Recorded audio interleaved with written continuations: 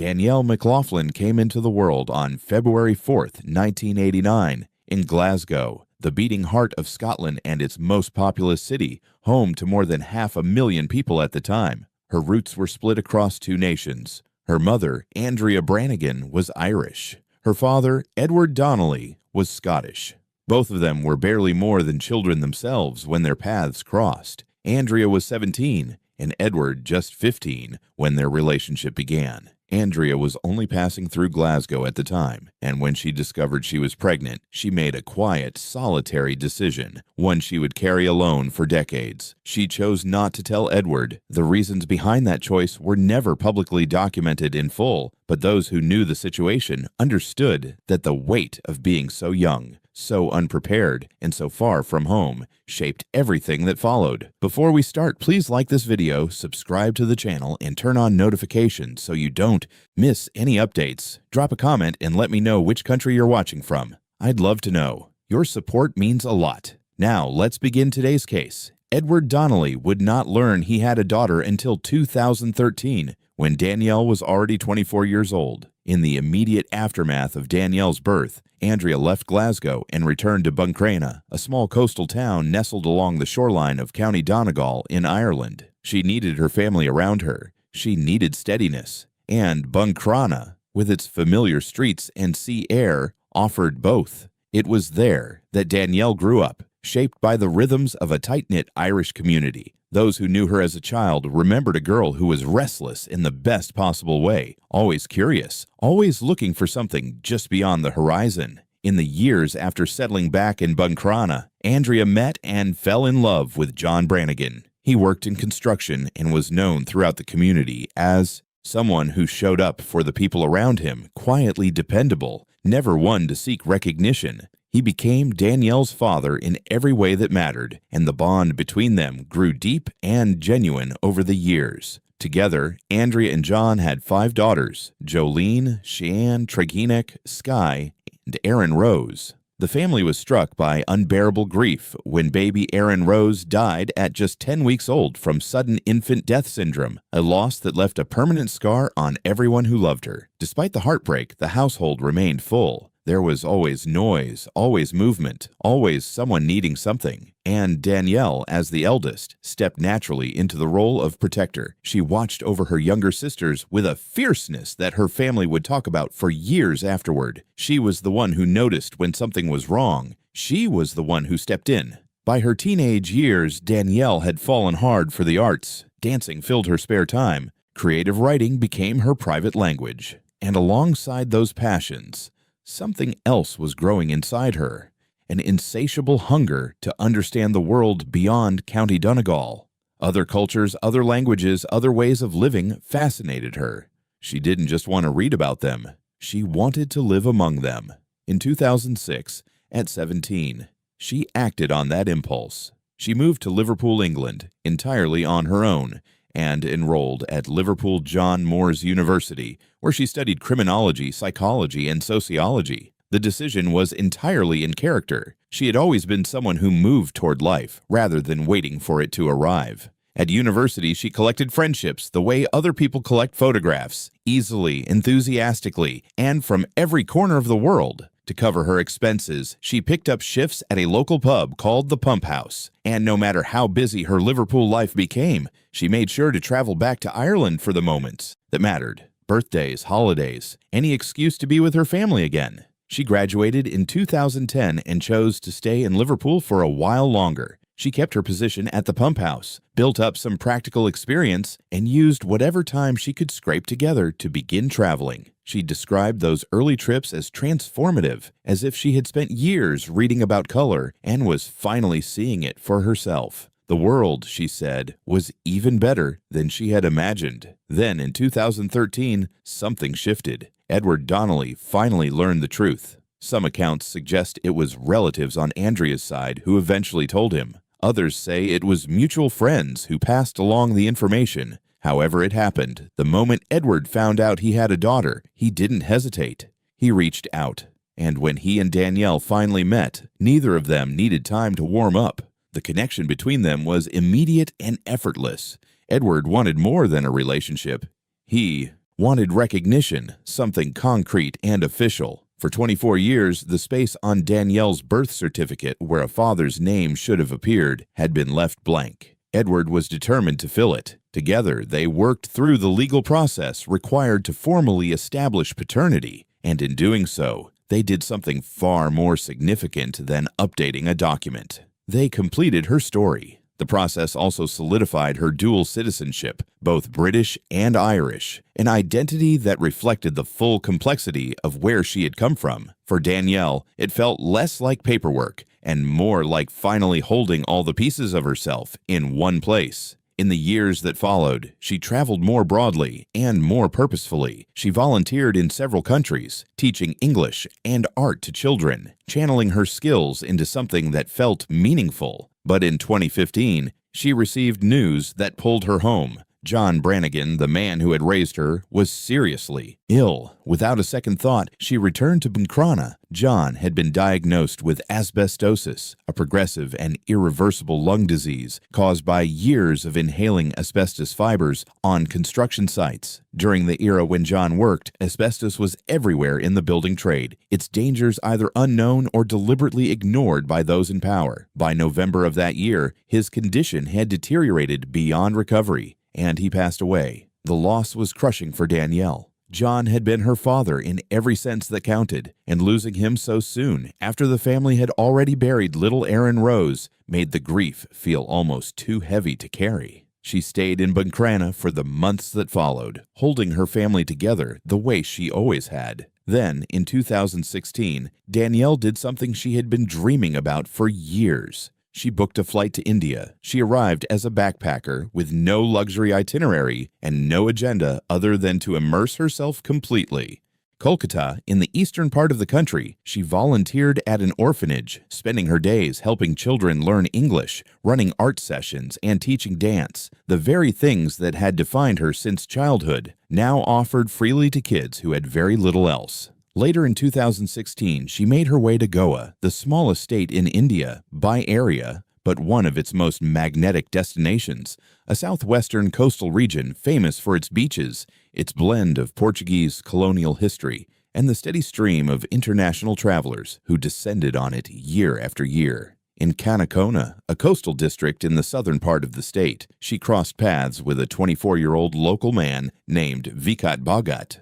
They exchanged contact details and connected on Facebook, keeping up an occasional casual correspondence after she moved on. Danielle explored the region thoroughly, made friends among both tourists and residents, and found herself completely enchanted by places like Palolem Beach.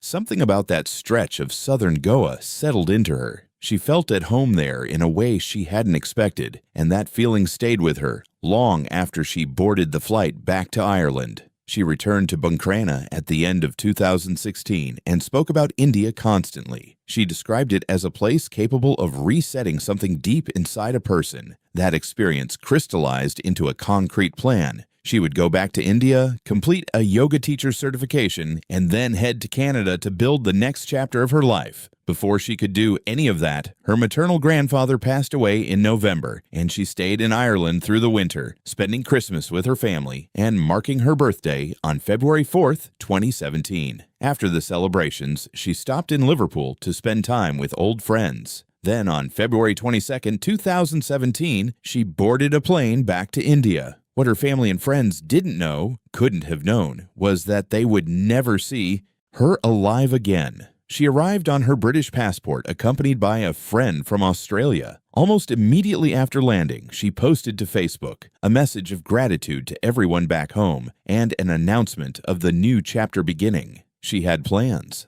a few months, some yoga courses, and then Canada. She was traveling with purpose and with joy. Her first stop was Arambol, a village in North Goa, well known for its yoga centers and relaxed atmosphere. She and her Australian friend rented somewhere modest and began settling in. From the moment she arrived, she was in constant contact with her mother, sending messages regularly to let Andrea know she was safe, happy, and exactly where she was meant to be. After a few days in the north, the two friends headed south to Canacona, where they had arranged to meet up with others, including another friend who had traveled from England. They checked into a beach hut at Palolem Beach. The timing of their southward journey was intentional. They had come specifically for Holi, one of the most celebrated festivals in all of India. Holi marks the arrival of spring, the triumph of light over darkness, and the mythological love shared between Krishna and Radha. In Goa, the celebration takes on its own distinctive character, blending centuries-old Hindu tradition with the coastal state's reputation for music, international crowds, and open-air parties. The festivities stretch across several days in March, filling the beaches with colored powder and water, with bonfires burning at night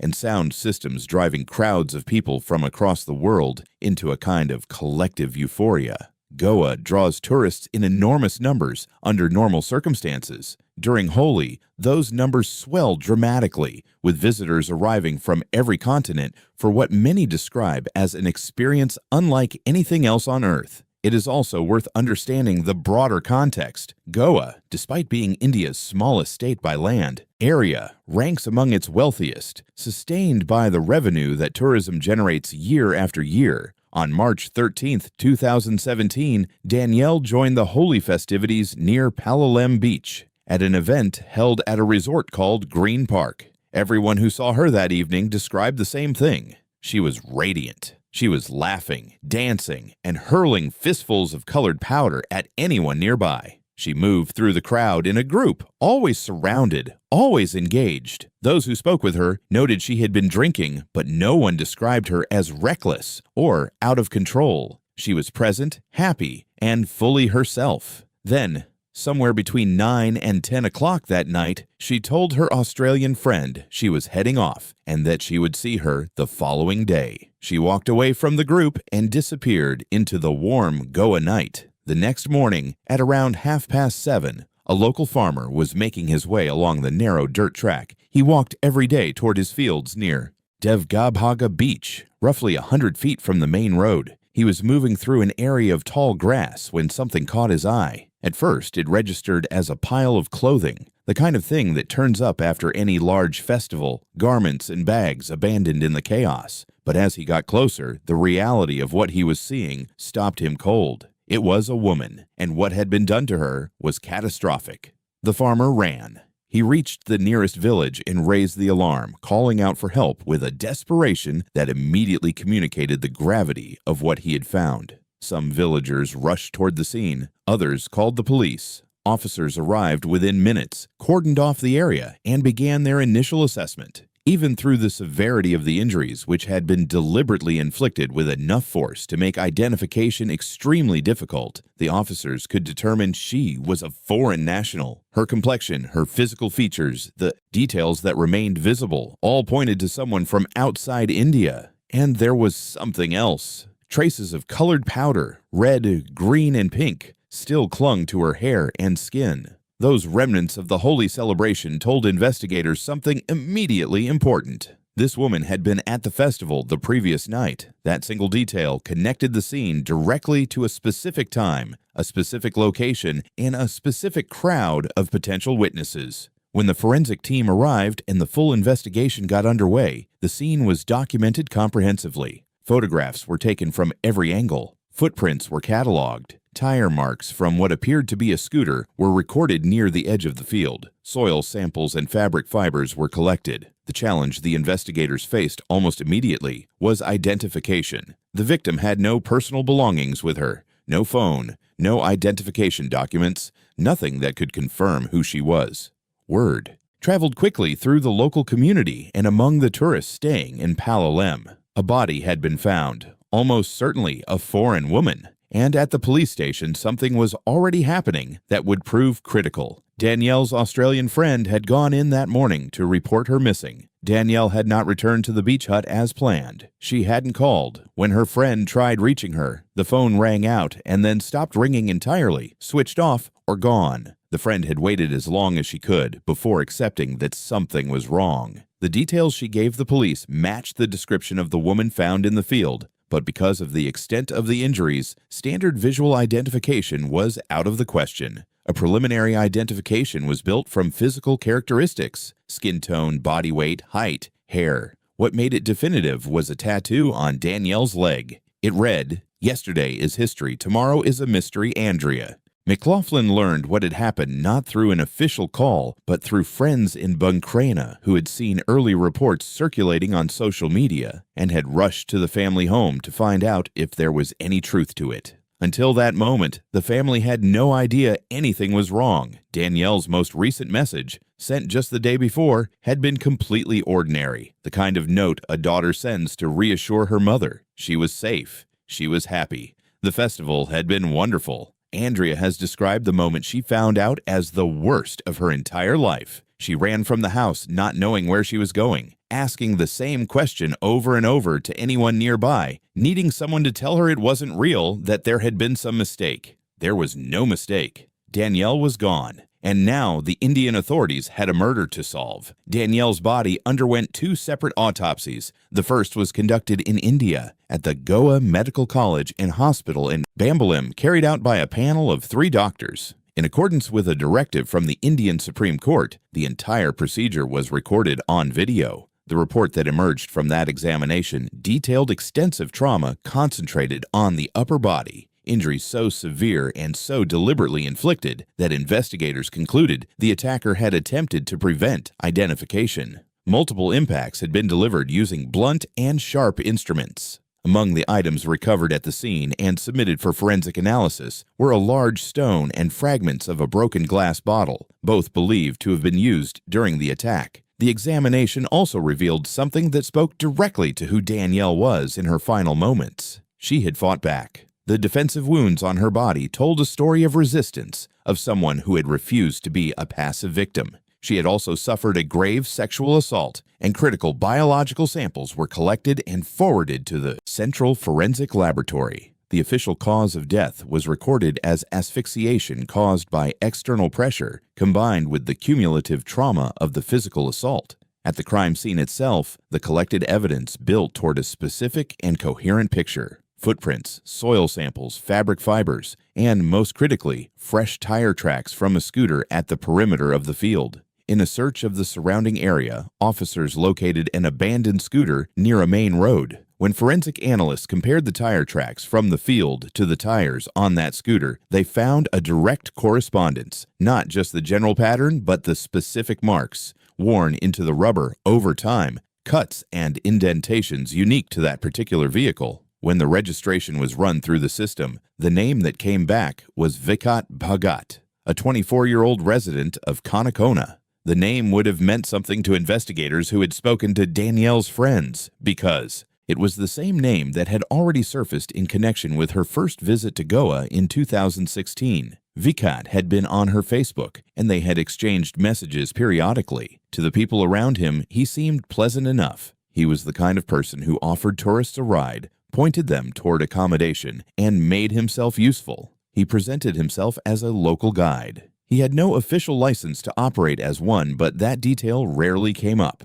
What did not make its way into casual conversation was his history of prior detentions as a younger man for illegal activities involving tourists. He had been operating in a gray zone for years, making himself indispensable to visitors who didn't know the area well enough to know better. This pattern is not unusual in heavily visited tourist destinations. Informal guides are a fixture in such places, and most are entirely harmless. The danger arises when someone in that position views the trust placed in them not as a responsibility, but as an opportunity, and when the tourists who extend that trust have no way of knowing the difference until it is too late. After speaking with multiple witnesses who had been present at the Holi celebrations, including several tourists who had interacted with Danielle, investigators established that around 10 o'clock that night, she had left the party on the back of a scooter, accompanied by a man. Every description the witnesses gave pointed to Vikat Bhagat.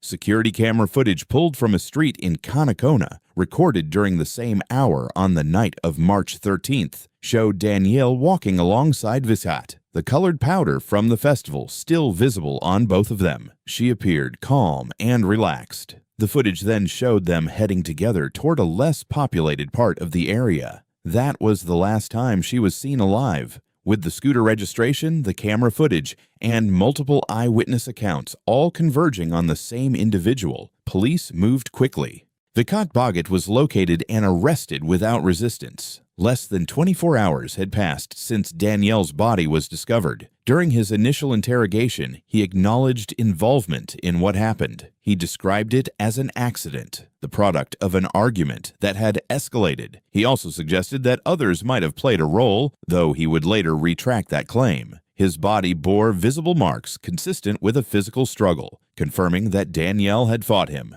A search of his home turned up clothing that tested positive for Danielle's DNA. Hidden nearby, investigators also found a backpack containing her personal belongings, which yielded additional forensic evidence. DNA traces collected from the scooter were likewise matched to Danielle. He was formally charged. The following day, the police briefed the public on the arrest and announced that the core of the investigation had been resolved. A judge ordered him held in judicial custody pending the completion of proceedings. The investigation did not stop with his arrest. Officers continued working to determine whether anyone else had been involved. A taxi driver who had transported Danielle to the festival was briefly detained for questioning before being released after his alibi was confirmed. Additional witnesses were interviewed, but none of them described anyone other than Vikat being with Danielle after she left the party. When the DNA results came back from the laboratory, they pointed to a single individual. Vikat Bhagat had acted alone. Investigators concluded that Vikat had lured Danielle away from the celebration under the pretense of knowing a better place to stay, somewhere quieter, somewhere cheaper, because she already knew him from her previous visit. She had no particular reason to be suspicious. She trusted him.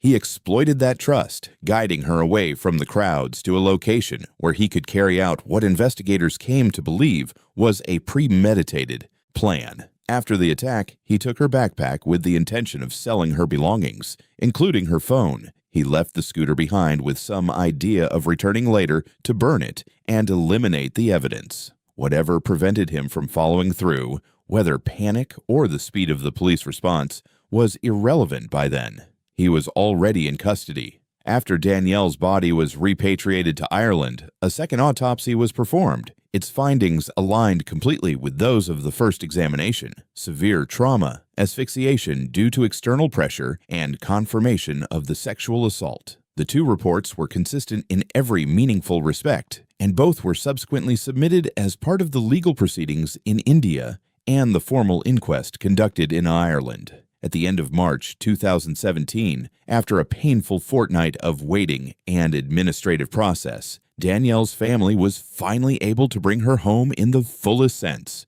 Her funeral was held at the family house in Buncrana. The turnout was extraordinary, a testament to the reach of a life lived as openly and generously as Danielle's had been. Her family made one specific request of everyone who attended: no black clothing. They wanted color, the bright and joyful kind, because that was who Danielle had been. She was laid to rest in the cemetery beside Cockhill Church, in a plot next to her maternal grandparents, in a place where the ground looks out over the sea she had loved since she was small. In May 2017, Vikat's version of events shifted dramatically. He sent a 30-page letter to his sister in which he withdrew everything he had previously said, claiming his earlier cooperation had been extracted under duress, and alleging that he had been subjected to severe physical coercion by the authorities. In the letter, he described a scenario in which 3 other individuals had actually committed the crime, presenting himself as a bystander who had tried to intervene but had been physically unable to do so because of a pre-existing shoulder injury from a previous surgery. The court was unmoved. The forensic evidence was comprehensive, internally consistent, and pointed unambiguously to a single perpetrator. It pointed to him. A final investigative report, running to 374 pages, assembled every witness statement and every cataloged piece of physical evidence into a document that left no credible room for an alternative interpretation.